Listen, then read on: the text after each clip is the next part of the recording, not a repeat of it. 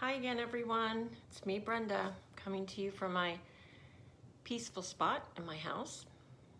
And I'm happy to see you guys and talk to you guys today. So the last couple of days, you may have been out walking with your mom or dad, or maybe a babysitter, and you might have seen people with masks over their face. So some masks can look like this, where you cover your nose and your mouth, kind of like a Halloween costume. So some people are wearing these out and about. I don't know, maybe you are. When I go to the grocery store to shop for my family, I put one of these on, and I put it just like this over my mouth and my nose so that my germs stay with me. And other people's germs, if they're wearing them, stay with them. So a mask is just so your germs stay with you, so we don't share germs. Some masks can look like this. I also have a mask like this.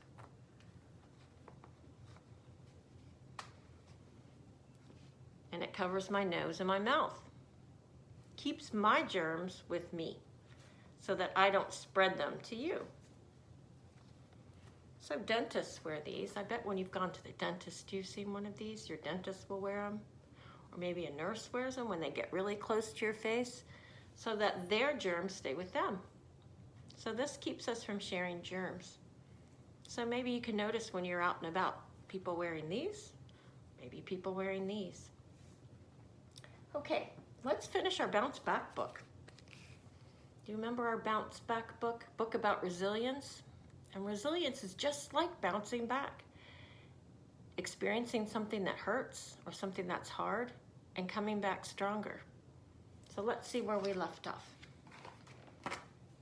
So we left off with our friend, whose friend is moving to a different city, but not too far away. Sometimes I can't change my problem, but I can change what I think or do about it. So she's laying in bed and she's thinking about her friend leaving. She's also thinking about all the things she did. She said it's okay when a friend missed the basket. Okay? I might learn to be more brave, patient, or caring.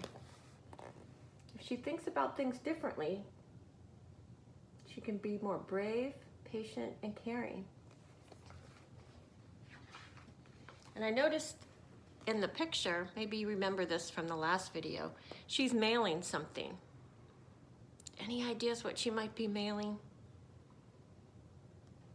And she's saying, it's okay here, and she's waving to a new friend. Things don't always stay the same. I can remember happy times. This is with her friend that is moving, and also enjoy right now. So she's thinking about how much fun she had with her friend, but she's also sharing an experience with a new friend or a new classmate. So it looks like they've got some caterpillars in there. I wonder what they will become. Do you know what this is called? I bet you do. Looking forward to something gives me hope and helps me get through a hard time. So I know that lots of you were looking forward to taking a trip for spring break, and we didn't get to go. So we have to handle that disappointment, don't we? But I wonder if there's something you can think about or come up with your family that you could think about that you can look forward to. I'm looking forward to dinner tonight because my whole family is home and we're going to celebrate a little bit tonight. Plus, it's my favorite thing to eat. It's cake, if you're wondering. So, what do you think our friend is thinking about, looking forward to, that helps her get through a hard time? So her hard time is her mom is not feeling so great. Nobody likes it when their mommy's sick because things come to a grinding halt. So she's a little worried about her mom being sick, but she's thinking about going to the beach with her family in the summertime. That's something to look forward to. Many people believe in me. I feel better when I'm around them. There's always something to feel glad about. Look around today and find all the wonderful things that you can see and all the wonderful things that you've experienced today. Maybe you got to eat your favorite waffle for breakfast. Maybe you helped give your dog a bath today. Think about all the wonderful things. There's always something to be glad about. I can talk and listen and get help from people I look up to and trust. So it looks like she may be having a conversation with her dad here. There are lots of people in our lives that we trust and look up to. We need to let them help us get through a hard time. I can reach out to someone. When I care about other people more, I worry less about my problems. It's really true. When you start caring and doing things for other people, it helps you see your problem in a different way.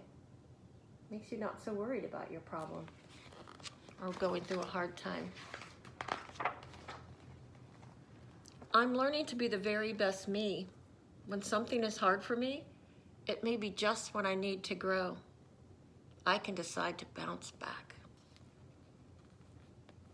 So hard times and difficult moments are just what we need for our brain to grow and for our emotions to grow along with it.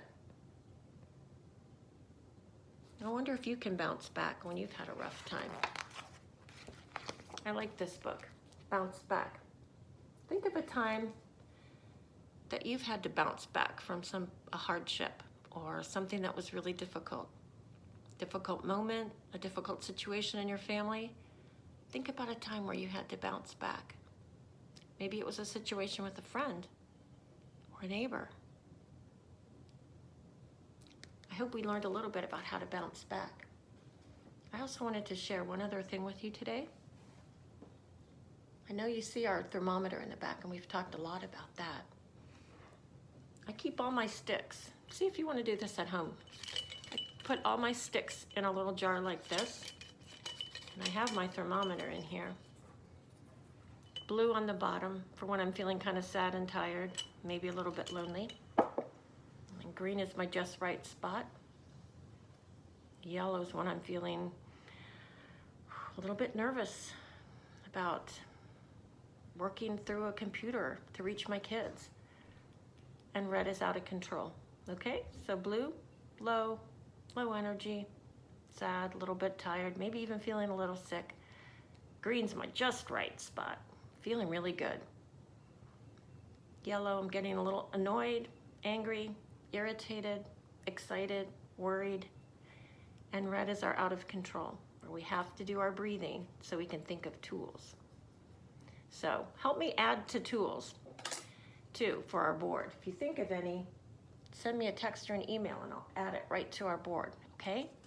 Now, sometimes, I don't know if you're like me, but I have a hard time talking about things when I'm feeling these emotions. So sometimes just picking out a blue stick. I've colored some of these sticks blue and red and green and yellow. And they have words on them. So sometimes I just hold up a blue stick, or I may hand this to my mom or my babysitter or my teacher. And this one says, I'm bored, I'm tired, okay? I'm feeling sick. Or maybe I'm having a grumpy day, all right? So I've got blue things, blue emotions on sticks that I've colored blue. And on yellow sticks, I've written some things that put me in the yellow zone when I'm feeling frustrated. I'm frustrated. Or I'm getting really annoyed, all right? It's hard for me to find the words when I'm in the yellow zone. So sometimes just telling people I'm in the yellow zone helps me get right to my tools. And maybe your mom or dad or babysitter or big brother or big sister can say, oh, I see you're in the yellow zone. I'll help you pick out a tool. Or let's go to our chart. Or do you need my help? Okay, red zone. I have one word that I use with me for red zone, and that's volcano. Because sometimes things erupt out of me when I'm in the red zone and out of control that I don't like unkind words, or I may get really loud, or I may stomp or slam a door. I don't like to be in the red zone. So breathing helps me bring me down to the yellow zone so I can use my tools. So this just says volcano, and the other side says, please leave me alone. Because I don't know if you're like me, but it's hard to let people help me when I'm in the red zone. I really have to do it on my own. And if we look up here at our red zone tools, it's breathing, and then I have squeezing a pillow or punching a pillow like this. Oh, or, right? So those are my two red zone tools, breathing and squeezing a pillow or punching a pillow.